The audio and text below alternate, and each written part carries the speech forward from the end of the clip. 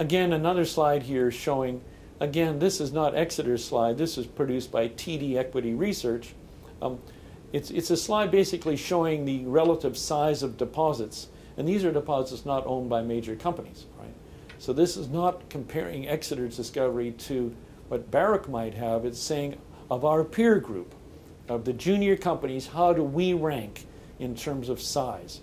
And of course, the size all relates to Caspiche. You can see the ounces reflected there. So we are in good company. You can see, in fact, there has been some transactions done. You can see the Moto project, which is 2 to the left of Exeter's. You can see that, in fact, has been taken over already. So you can see why we're positioning ourselves to get full value. The next slide really shows Exeter's share price history. I won't go into this in detail, but you can look at the last year and how much Exeter is appreciated in value from when we were dealing with the depths of despair in October of 2008, where our share price reached a low of $1.03 Canadian, and it's moved up into the range where we're seeing it today, approximately 5 to 6 times that price of what we were at its low.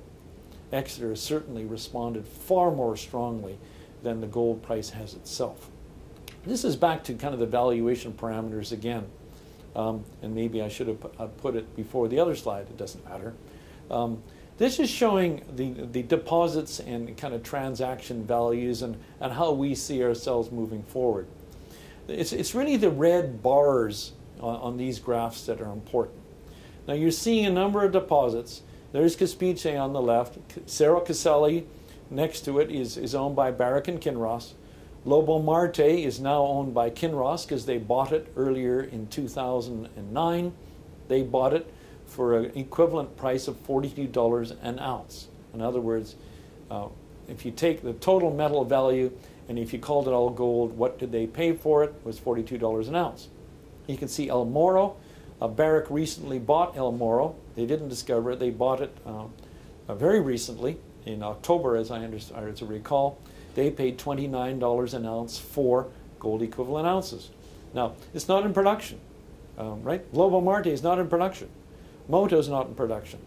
And you can see the Kinross, when they bought Fruta del Norte, paid $85 per ounce gold equivalent.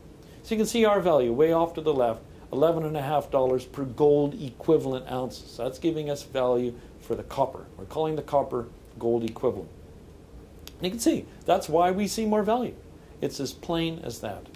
If we go to the next slide, this is and this is really something to help you visualize what the impact is on Exeter based on us having the same number of shares on issue, but basically saying, what value can we add? And we see these transactions being done at $30 to $60 to $70 an ounce. And you can see the impact that that could have on Exeter. I'm not saying it will have. I'm just saying it's the potential revaluation of our share price as we do a number of things, as we grow our resource base, as we increase the confidence in our resources through drilling, as we de-risk the projects. And I think this concept is well understood, that Exeter is at the beginning of its growth curve. It isn't at the end of its curve. I think for those of you who are interested in going further, there are a number of analysts who follow Exeter.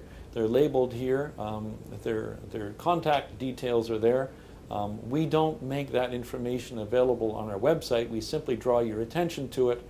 And you can contact those various analysts to get that research should you like to follow Exeter further. So that's the summary on Exeter. Like I said, going forward, we do have an investor tour going through the middle of November.